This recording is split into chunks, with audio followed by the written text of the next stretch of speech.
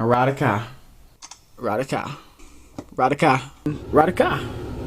What is going on, guys? It's Dan here, and I'm back with another video. As you can see, I have my iPhone 6 sitting right there on the box stand that I reviewed. We're going to scoot you over this way. And I also have my Pebble smartwatch. Now, this is the first generation, and I got it from Best Buy, so it's not the Kickstarter edition. But I do really like it, and as you can see, I already have my Pebble app open. So we're going to talk about my thoughts and review of this Pebble smartwatch. Now that the Apple Watch has been out, and everyone's kind of had their whole hype about that, and I'm going to give you my uses of the Pebble smartwatch. So one big thing for me about it is that it is water resistant to 5 amps. Now, I'm not sure the exact conversion, but according to the website, that means that that smartwatch can go to, I think it was 50 meters underwater before any damage will succumb to the device, which is really cool. And so we'll get into that a little bit later. So we're going to talk about the main watch face I have right here, which that is the sketchy watch face. So what that does, we're going to actually scroll over here. One more. So that's just giving a kind of idea what it is. I also have it right here. And so what it does, it shows you obviously your time because it's a watch face. It gives you a little artwork of the weather outside. And this is all adjustable inside of the app. As you can see, we have a settings button right there, which you can adjust all those. And then it also gives you the temperature outside along with the weather, which is really nice for someone like me who works inside all day. So with the whole idea of being waterproof is really big for me because my regular workout is swimming. So I have 2 swimming apps on here. So we're actually, I believe this is one right here. So this is the swimming app, and there is a companion app for iOS and I believe also for Android for this one. But this is the swimming app from swim.com. Now this one is a full-fledged app that is very useful. This, what it does is uses the pedometer inside the watch that it would use for how you're walking and stuff to count your strokes. We're going to move that over there. Going to count your strokes, and you can start and stop it, and it is fairly accurate. Now you have to remember, since it is on your wrist, it's not going to count anything of your kick sets.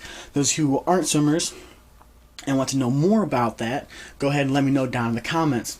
So, like I said, being water resistant up to 30 meters is a really big deal for me. Now there is one more app which I am still figuring out. That's why I don't want to go over too much of it. But this is a beta app, and it's actually called Swimming.io Pacey. So as you have the Kevin Pacey there, but it is Swimming.io. There we go. There it is. So this one is a little different. I spent about a couple days working on this, trying to fully understand this beta. Now I'm still having problems with that, and when I do get done with it, I will have a full-fledged review for you guys. But right now, that's all I have. I'm still working on it. Now the Pebble smartwatch is a really nice smartwatch. I really enjoy the layout, the look of it. Obviously, it has like a plastic look, and it gets scratched up. You can buy skins for it. I work in an environment where being waterproof is a big deal, and being able to have something that's plasticky and able to knock around and I'm not worried about is also a big deal. Now, one thing I don't like about the Pebble is its connectivity with iOS. Now, it has a couple problems with it. There is actually inside the settings, as I was saying, so inside the settings, you can see how I'm in my Bluetooth settings. And so we have the Pebble, which is the 900192, which is obviously my Pebble right beside it. It'd be this guy right here.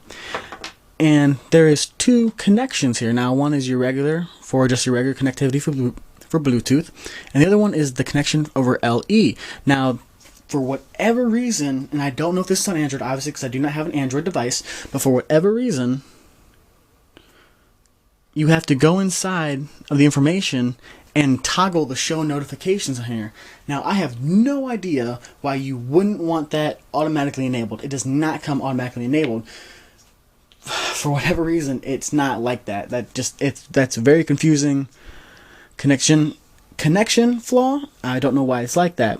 And obviously so that tells you this allows the notifications to get sent to your device, and then this connectivity is actually allowing the data to stream back and forth consistently. Now when you disconnect, I think it's got an okay range of Bluetooth. It runs off Bluetooth 4.0, I believe, if I'm saying that right. If I'm not, do not hesitate to correct me in the comments.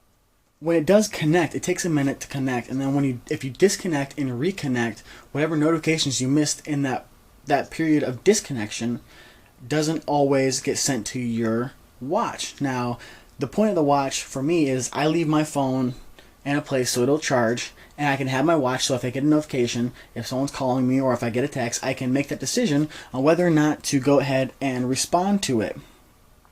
Now, that is the whole idea behind having this app. But what do you guys think, or if you guys have a Pebble, what do you guys think of it? Do you guys like it? Do you think it's too basic, or do you think it's outdated now because we have the Apple Watch? Also, with the new Pebble Time coming out, would you guys get that? That is all I have for you guys today. I have to go and finish up some other stuff on my own, and I will see you guys in the next video. And remember to like, comment, subscribe, and as always, RADAKA.